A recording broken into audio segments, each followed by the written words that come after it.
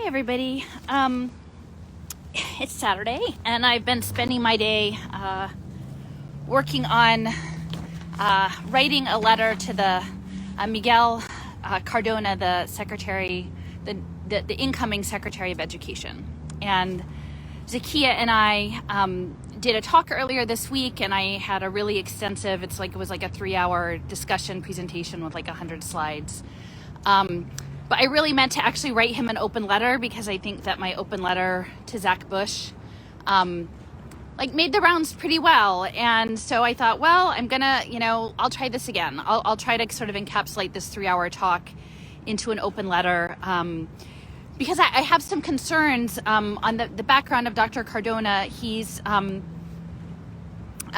he comes from the sort of background that I think will put him in a position to sort of be the face potentially of these pay for success impact services when schools go back in session, and for the privatization of schools through these new technologies and sort of workforce pipelines and different pay for success projects. And so I just sort of want to give it on the record the benefit of the doubt, because he actually, his background is his grandfather was from Puerto Rico, and his parents came when they were young, and he really stayed in his community. He's been active around that space, around the Hispanic Foundation of Meriden, Connecticut, where he's from, and the Puerto Rican Festival. And I mean, if you follow me, you know that I feel very strongly that sort of the indigenous resurgence is the proper response to the situation that we're in.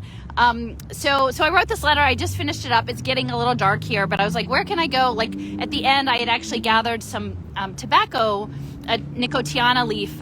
His grandfather was a tobacco farmer who immigrated to the United States. And so last week I was at the garden, and there was this nicotiana plant. And so I took a piece, and I didn't know what I was going to do with it. But today I was like, I want to sort of burn this letter with intention with the tobacco and sort of send this message out into sort of the larger realm. And I wasn't sure. It's getting a little dark, but I'm like, where should I do this? And I really thought that not far from my house, I'm by the art museum. Let me see if I can flip around. You guys can see. So there's the Washington Monument there, and then the art museum, the Rocky Steps. And at the base of this monument are Queen Winona and Tamanend, and they were the Lenape people. And Queen Winona was according to the story, pushed off of a cliff, and that all of what transpired after that was in terms of the founding fathers taking over Pennsylvania, Philadelphia, the continent was linked to that dispossession of indigenous people. So I thought, well, I'm going to come down here and I'm going to burn the letter with this tobacco from the garden. But I thought I might just read it first, because I want to include this video in with I'm going to blog it. But it turns out there's a bunch of skater kids by the monument, which is awesome. And they don't have masks on, which is great. So rather than reading it over there, I think I'm going to read it here, and then I'll walk over. So if you guys want to bear with me, I'm just going to try to read this out loud. It's getting a little dark and my eyes are old. So let me see. Dear Dr. Cardona, I am writing this open letter as the parent of a young adult child who spent 13 years in an underfunded urban school district, a district targeted by consultants, corporate interests, and predatory philanthropists who sought to leverage the challenges faced by our city's vulnerable children and families as sources of social impact profit under the guise of benevolence. Being a parent of a Philadelphia public school district student changed my life in ways I could never have imagined. It connected me with fierce, big-hearted activists across race and class who took strong stands for the rights of children to be celebrated as cherished gifts rather than packaged as perceived deficits profiled on data dashboards with assigned growth metrics attached. The decade since the last economic crash has been about normalizing the idea of an inevitable global gig economy where work is meted out by artificial intelligence. Who will get micro work? Well, that will be determined by stackable credentials in a person's online learning locker, combined with social emotional learning behavioral compliance scores. And they'll call it anytime, anywhere learning or lifelong learning. And this competency-based education system will ultimately be detached from neighborhood schools altogether and outsourced to community partners through public-private partnerships. Navigating these learning ecosystems, children will be programmed with playlists of free open education resources, OER, consumed in virtual reality headsets or games built on behavior modification and persuasive computing. And they will collect badges for projects tracked with wearable technologies and pay for them using digital vouchers set up to deliver performance data. It is a scary prospect given that the next phase of globalization involves not just platform labor, but remote robotic work in advanced manufacturing. And future workers are meant to don haptic suits in co-working spaces in Zoom towns or living rooms, depending on their health status, to compete against one another to build and secure the global digital prison, or design and process transhumanistic gene therapies at a very low piece rate. The biosecurity state will have us transitioning to this avatar status, where as synthetic cartoon versions of ourselves, we will attempt to navigate virtual worlds of quote-unquote work run by the likes of Gates, Bezos, and Zuckerberg. They want us in a constant state of fear of our bodies, fear of other people, fear of nature, and contained in virtual realms, people are easier to manage.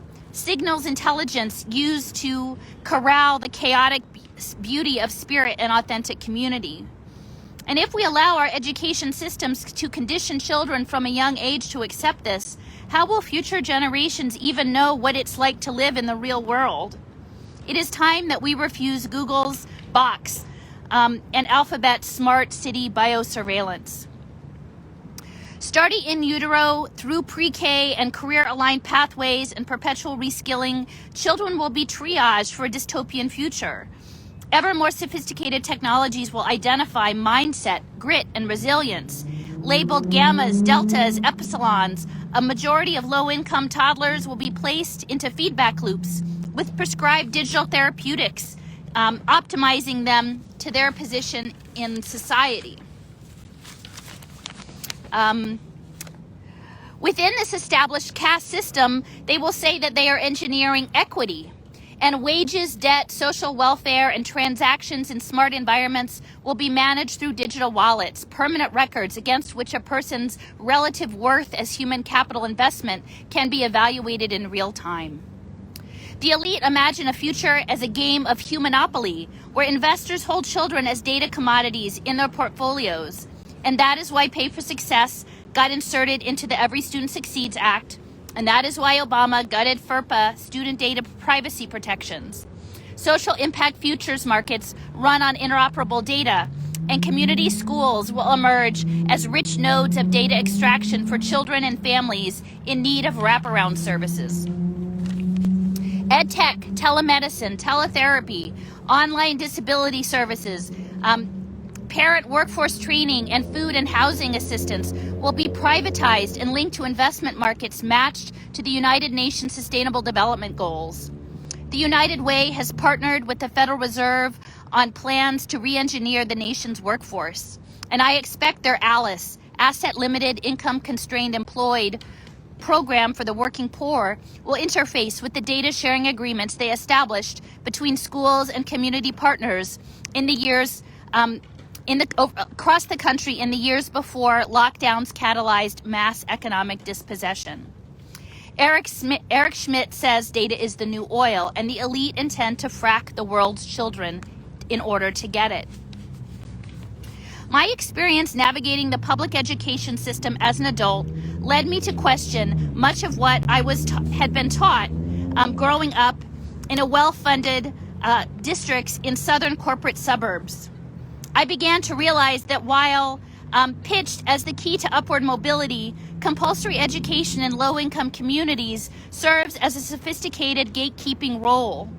It offers up a tempting illusion of opportunity that keeps the aspirational disadvantaged striving and complying, hoping against hope that theirs will be the bootstrap sufficient to prevail against the combined forces of wealth inequality and increasingly militarized police state. Some make it, some get the brass ring, And with that success comes the chance to help run the machine to keep everyone else in their place. And as you prepare to establish a new home in Washington, D.C., a center of imperial power, I encourage you to pause and reflect on what brought you to this momentous place in your journey. I direct these words not to the mind of a future federal bureaucrat, but to the heart of a grandson of a farmer, a young man who appreciates art and technical challenge, a celebrant of Puerto Rican culture, and an educator who knows the power of a kind word and gentle gesture to unlock the magic of a child's spirit. Have you heard of the Great Reset? The opening shot of a planned fourth industrial revolution fired by the global billionaires in Davos, Switzerland, is a terrible thing. This elite class suffers from a devastating mind virus, Wetiko, and I fear the world is about to be pulled into their delusion. They imagine themselves gods with the power and indeed the obligation to re-engineer the world and all the beings in it into a planetary computing system to be controlled by technocrats steeped in eugenics and behaviorism and social engineering. And all of it is supposed to be for the good of ourselves and the planet. And we are to ignore the sophisticated systems of innovative finance riding the rails of ESG, environmental social governance investment, promoted by members of the conscious, inclusive capitalist class like Ray Dalio of Bridgewater Associates. You remember him, the billionaire bankrolling the data-driven education schemes of the Connecticut schools. Dalio, who runs the largest hedge fund in the world and manages the pension of the United Nations. This week, media attention turned to the operations of predatory investment markets, and with hedge funds coming up short after the rallies propped up the GameStop share price, it is important to consider what this larger takeaway is. The Gates, Lumina, Nellie Mae Education, and Robinhood Foundations are lining up with Edley and Salesforce to securitize and package education and training debt. Will we allow those sociopaths to capture children's futures, to tie them to digital identities and gamble on them? Because that is the plan for stackable credentials in a digital education marketplace of badge-based compliance. This, sir, is what you are walking into, and I do not relish your situation. There are two roads ahead. One is green and one is burnt. The course chosen will not be ours alone, but the choice for all generations that follow.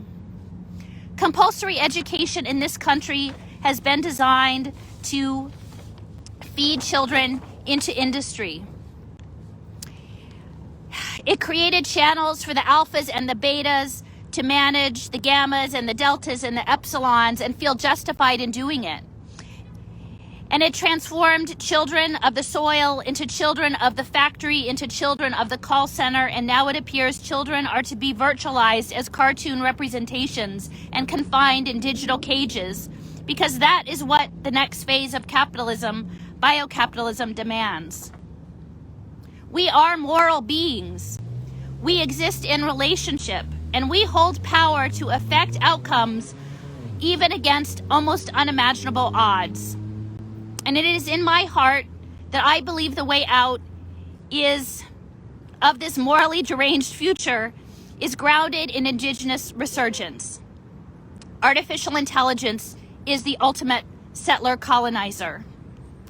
Dr. Cardona, I think you may be the chosen one. Tapping into your heritage, not some gamified versions of Taino culture, but an energetic essence of right relationship, might trigger a reckoning to bring about authentic, real justice to the nation's children, especially Black and Brown children and English language learners. I work part-time at a public garden in a community that has been ravished by environmental racism. And last weekend, I gathered a leaf from a nicotiana plant that was dried by the winter winds. And I'm going to close this letter now, and I'm going to take a copy of it with this tobacco, a sacred plant grown by your grandfather, and I will burn them together.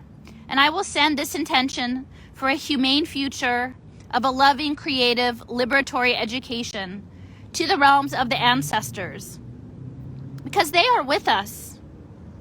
I sense that they would not want to see a world remade as a computer, even one touting equity and achievement gap closing. They would want children to be able to be their best selves in a world where wealth was not hoarded or used as a bludgeon against the poor. Let us build that world. Let us give that vision to the children and keep the sparks alive. It will not be an easy road for you, but you are not alone, and I will keep you in my prayers. Best, Allison McDowell, Philadelphia. So that's the letter. I'm gonna walk over. I'll see. Let me see. I'll pivot it around so you can see where I'm going. You guys get a little tour of the outs and abouts of Philadelphia. We're here on a ley line on the Ben Franklin Parkway, and this is the art museum. It's one of the mound building culture, so it's an energetic mound that was sort of taken over by the powers that be. And yeah, and here's Washington. And if you guys have followed my other post about our event that we did at Independence Mall, you know that Washington, the first president's house was here in Philadelphia before Washington, D.C. was built. And it was a city where blacks were free. But he wrote a letter essentially outlining how he could keep his people in slavery in this free city and what he would have to do in terms of sending them back to Mount Vernon to keep them as his property. So I think it's probably right and just that we do this little thing here. So this is, let's see, Queen Winona, according to Rosben, he's a geomancy guy. Oh, there's a lot of fragrance of other sacred plants here, I think. So Queen Winona is here, and this is I think the sword that's cloaked. So that's sort of alluding to her death and the trickery that was involved. And there's Tamanen, he's just sort of slouching over and not protecting. So, all right, so I'm gonna set this. I've got my little trash can. And just gonna set this here. I have some water in case I need it, I guess. And then I have so this is the tobacco that I have. And let's see, I guess I'm gonna put this in here and see if I can. My clickers are always terrible. I might have to put this down for a second and get the clicker to work.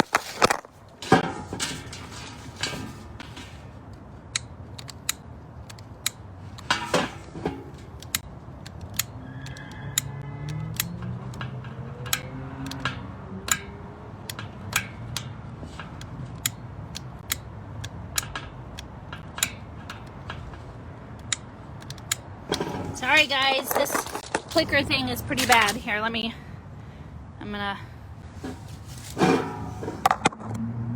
see if I can get this going. I did not think it would be this hard.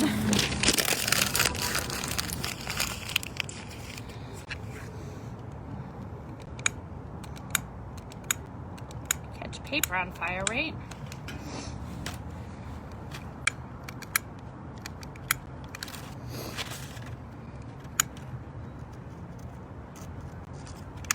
All right, there we go. Oh.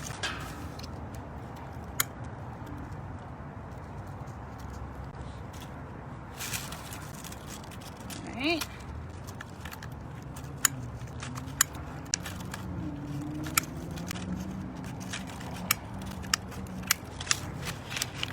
It's just paper. It should burn really easily, right?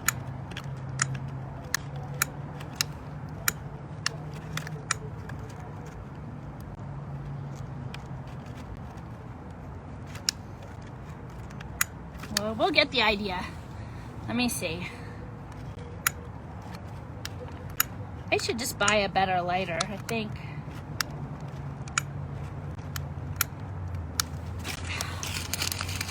Maybe it's just Philadelphia doesn't like me to do this.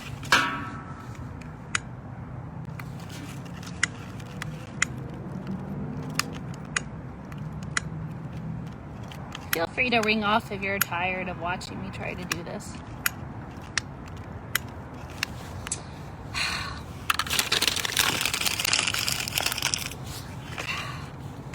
If it doesn't happen here, I will take it home and do it in my fireplace.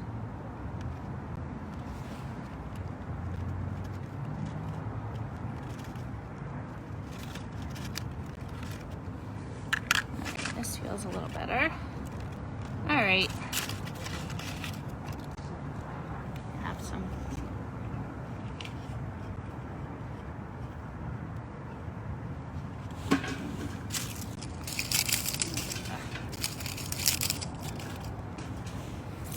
Tobacco in there. Let's see. Oh. There we go. And I have some sage in there from, thank you for your patience.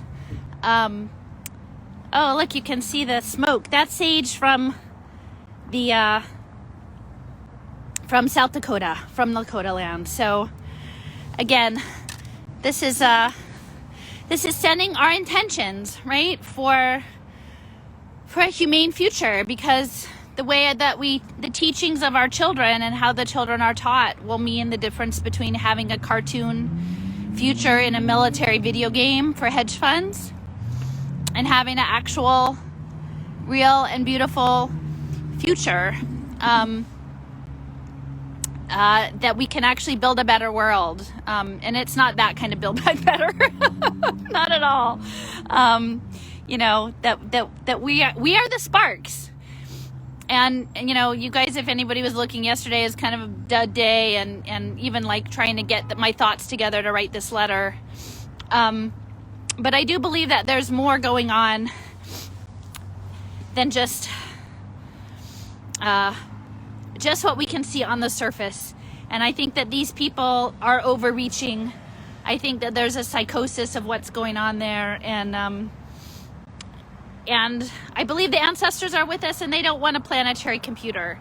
So we just have to really state very clearly our intentions. And there's Winona and Tamanend and the Lenape land. And then you can see this is the city hall down there, the largest Babylonian temple, and Comcast, those the tall spikes there, those lights, that's Comcast. They want to run our lives through their telecom systems. And so we're here to say no. We're not doing human capital futures. We're not doing hedge funds on toddlers. We're not doing weaponized public health systems. We are free beings in relationship, in right relationship to each other. So, yeah, I guess I'll probably just close off. But thank you for joining me tonight for this letter. And we'll get it blogged, and I'll print out another copy to mail to Washington, and let's give Dr. Cardona the benefit of the doubt that he would be able to stand up to the most powerful hedge funds in the world, because I think people are waking up to how really fucked up these hedge funds are, and shorting, and the whole nature of this terrible game. So anyway, thank you all. Good night. I'm just gonna pop in one more time. I saw that some people had ideas about what to do with the ashes, so I ended up, I came over across the way from the monument, is this sculpture here. It's at the bottom of 24th Street, and it's called Iroquois. And you know, I've had a chance to spend some time with folks in upstate New York who are doing local organizing, and you know, I really think, sort of hearkening back to the Iroquois Confederacy and the idea of what real participatory democratic discussion looks like is great. So I have a few of the ashes, and so I ended up like doing a little love bomb a la Rose. And it's always interesting in urban environments in the winter what you can actually come up with. So this is love with a straw, some cigarette butts, a rock, a twist tie, and some metal. So this is our urban love song. We're gonna just attach this to the end, but that offering was made with a loving intention, and then we just do have a little bit of the ash that's left over from the letter burning, and then we have just a tiny bit left, a little ember there, but leaving it at the foot of the Iroquois statue here, which I Mark de Souvero, I think I like this statue, and I think it's a nice sentiment to leave the intention here in the care of Iroquois tonight. I feel pretty good about that. So I'm just gonna tack that on to the end of my video when I get home. But thanks for watching, guys. Bye-bye.